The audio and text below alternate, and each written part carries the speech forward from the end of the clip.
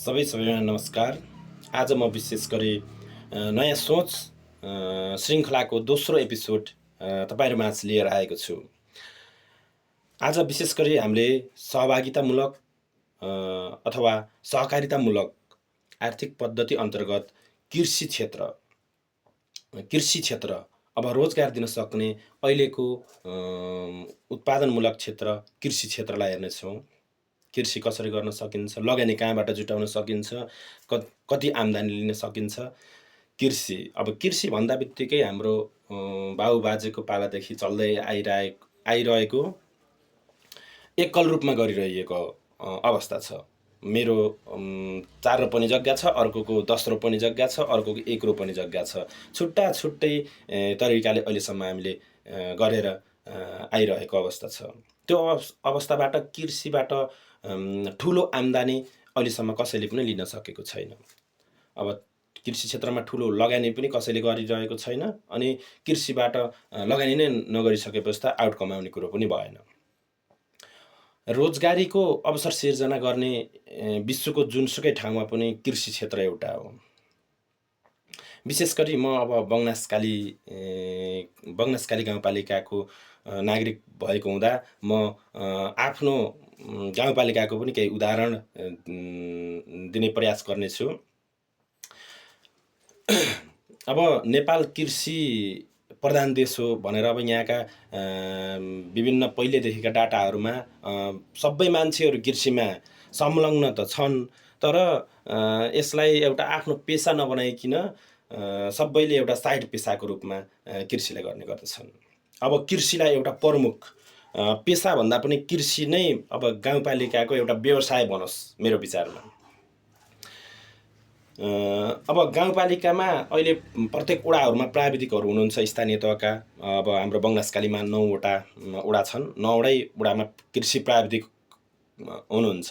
आज हामीले कृषिलाई मात्र हेर्नेछौँ, त्यही भएर मैले कृषि प्राविधिक अरू अन्य प्राविधिकहरू पनि हुनुहुन्छ। अब कृषिमा लगानी कहाँबाट ल्याउने? अब राज्यले दिने केन्द्र सरकार, प्रदेश सरकार जहाँसुकैबाट आउने भनेको गाउँपालिकालाई 50-53 करोड, बिङ्नै आए 60 करोड। त्यो पनि आधाभन्दा बढी तलब भत्तामै सीमित रहन्छ। त्यस पछिको रकम बल्ल बाटोघाटो, विद्यालय, खानेपानीमा खर्च हुन्छ। वास्तवमा कृषि क्षेत्रमा बजेट नै छैन भन्दा नि हुन्छ। अहिलेको अवस्थामा अनुदानहरू चाहिँ अब आफ्ना पार्टीका अब नजिकका मान्छेहरूलाई मात्र वितरण गरिन्छ। जुनसुकै गाउँपालिकामा देखाउने दाँत मात्रै हो। वास्तवमा गर्नेलाई अनुदानको आवश्यकता छैन। गर्नेलाई सक्छौ भने बरु लोनको मिनिमम ब्याज दरमा 3%मा 2%मा अथवा बिना ब्याजमै लगानी दिन सक्नुपर्दछ राज्यले। त्यो चाहिँ अब व्यक्तिगतमा भयो। तर मैले सोचेको चाहिँ व्यक्तिगत आर्थिक पद्धति होइन, सहकारितामूलक अथवा सहभागितामूलक। बङ्गनासकालीको जनसङ्ख्या हेऱ्यौँ भने करिब 18,000को सेरोफेरोमा छ। केही बसाइसराईले अब घट्ने क्रम हो, पहाडको चाहिँ घट्न पनि सक्छ। 18,000को सेरोफेरोमा रहेको जनसङ्ख्यालाई अब हामीले सहभागितामूलक, अब हामी सबैले लगानी राख्ने हो। 18,000 जना इन्टु कम्तीमा पनि अहिले अब कोही विदेश हुनुहुन्छ, कोही कता हुनुहुन्छ। अहिलेको अवस्थामा एकजना मान्छेले 1 लाख रुपियाँ, अब सक्नेले 1 लाख रुपियाँको एउटा सेयर खरिद गर्ने भनौँ न, 1 लाख बराबरको सेयर। अनि ल मानव कसैको आर्थिक अवस्था कमजोर छ, उसलाई चाहिँ ब्याङ्कसँग कोर्डिनेसन गरेर 1 लाख रुपियाँको सेयर किन्नकै लागि लोन दिने व्यवस्था गर्ने। त्यसो भयो भने ल 18,000 जनसङ्ख्या छ हाम्रो। 18,000 जनसङ्ख्या इन्टु 1 लाख रुपियाँ गरियो भने कति हुँदो रहेछ? 1 अरब 80 करोड रुपियाँ हुँदो रहेछ। यो चाहिँ सेयर हो। अब हुनेले 1 लाखको मात्रै होइन, 10 लाखको अथवा 1 करोडकै किन्छु भने पनि पायो। तर त्यो सम्पत्ति कसरी आइरहेको छ भन्ने चाहिँ अब लेखाजोखा गर्ने एउटा छुट्टै संयन्त्र हुन्छ। अनि अब बङ्गनासकालीको जनसङ्ख्या 18,000 मध्ये 50% चाहिँ काम गर्न सक्ने वृद्ध तथा बालबालिका गरेर 50% भए पनि 50% चाहिँ काम गर्न सक्ने युवा जनशक्ति छ।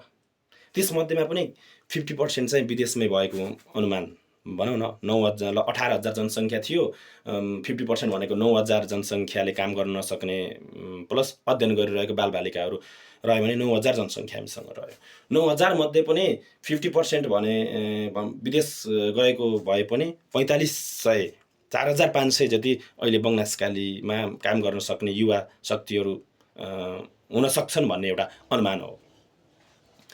अब 4500 जनालाई मेरो विचारमा सबलाई अनिवार्य 100% रोजगारी गाउँपालिकाले दिने हरेक क्षेत्रहरूमा। अब कृषि क्षेत्रमा करिब 1500 जति जनशक्तिहरूलाई रोजगारी दिन सकिन्छ भन्ने सानोतिनो एउटा अध्ययन, त्योभन्दा बढी पनि हुन सक्यो, तर कम्तीमा पनि 1500 जनालाई कृषि क्षेत्रमा मात्रै रोजगारी दिन सकिन्छ। अहिलेको आवश्यकता अनुसार एकजना मान्छेलाई सामान्य जीवनयापन गर्न पनि महिनामा 30,000 रुपियाँ अथवा दैनिक 1,000 रुपियाँ कमाउनु पर्ने आवश्यकता हुन्छ सामान्य जीवनयापन गर्न।